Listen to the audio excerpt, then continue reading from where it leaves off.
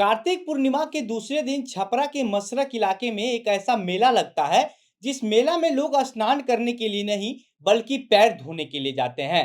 कई जगहों पर आप देखते होंगे, ये जानते होंगे कि कार्तिक पूर्णिमा के दिन लोग जाते हैं अलग अलग घाटों पर स्नान करने के लिए। और लेकिन के मसरक थाना इलाके में एक ऐसा मेला लगता है जहां पर पैर धोना जो है वह स्नान करने के बराबर है।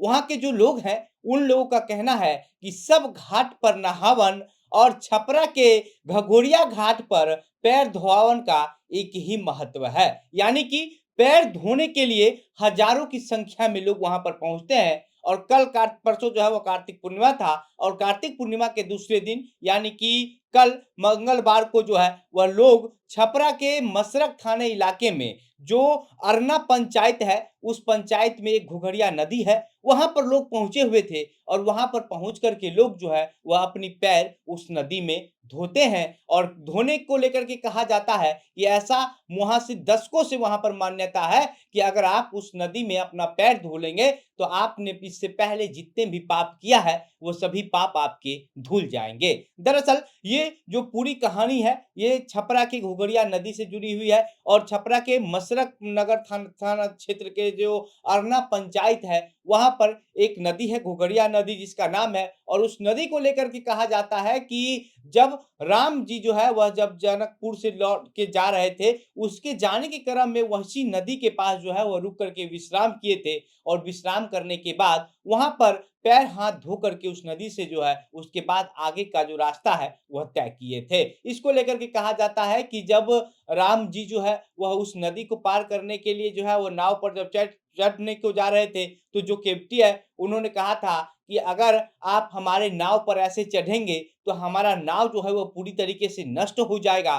फिर हनुमान राम जी जो है वह पैर हाथ धो करते वहां पर फिर उस नाव पर चढ़ते हैं। उसके बाद केवटी जो है वह राम जी को दूसरे पार लगाता जो है वो छोड़ देता है। वहां के जो स्थानीय लोग हैं उनका कहना है कि इस जो पुराने जो दशक है प्राचीन काल में जो है वो यहाँ पर एक राम जानकी का मंदिर हुआ करता था। और उस मंदिर के गुंबज पर सोने का एक त्रिशूल लगा हुआ था। लेकिन जब 80 के दशक में बाढ़ आई तो बाढ़ के समय में डकैतों ने जो है वह उस सोने के त्रिशूल को जो है उस मंदिर के गुंबद से उतार लिया, चुरा लिया। उसके बाद से भी मंदिर जो है वो लगातार अभी तक है, लेकिन उस मंदिर के गुंबज के ऊपर जो है वह सोने का त्रिशूल जो लगाया गया था वह अब नहीं है। वहाँ के जो शिक्षक नेता है एक संतोष कुमार सिंह जिनका नाम है, उनका कहना है कि लोग अभी भी जो है वह आस्था से जुड़ी जो है वो आते हैं। कोई भी त्योहार होता है हिंदू धर्म का और उस त्योहार के 1 से 2 दिन के बाद जो है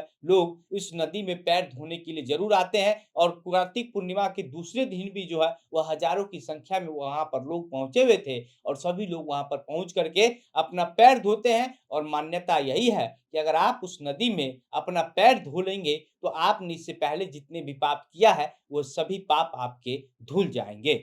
जो स्थानीय लोग हैं, जो ग्रामीण लोग हैं, उन लोगों का कहना है कि पहले ये जो नदी की जो धारा है, वह काफ़ी बड़ी हुआ करती थी, लेकिन धीरे-धीरे जो है, वह अब छोटी हो गई है। तब भी इस नदी की जो मान्यता है, इस नदी के प्रति लोगों का जो आस्था है, वह क कभी भी खत्म होने का नाम नहीं लिया है या फिर कम भी नहीं हुआ है। अभी ऐसा समय आ गया है कि अभी के समय में जो लोग हैं, वह अलग-अलग तरीके से जो है, वह सोचते हैं। लोग थोड़े नए तरीके से सोचने लगे हैं, लेकिन इसके बावजूद भी जो घाघरा घाट की नदी की बात है, उस न घाट पर जो है अभी भी लोग पैर धोने के लिए पहुँचते ही पहुँचते हैं, क्योंकि सभी लोगों को ये पता होता है कि उन्होंने कुछ न कुछ पाप तो किया है और उस पाप को धुलवाने के लिए, उस पाप को खत्म करने के लिए, उस पाप को कटवाने के लिए जो है, वह उस नदी में पैर धोने के लिए लोग जाते हैं। छपरा के मसरक थाना इलाके के अरना पंचायत में जो बरवा घाट मेला लगाया जाता है, वह मेला अभी भी इतना प्रसिद्ध है कि मंगलवार को वहाँ पर जब लोग पैर धोने के लिए पहुँचे थे, तो वहाँ पर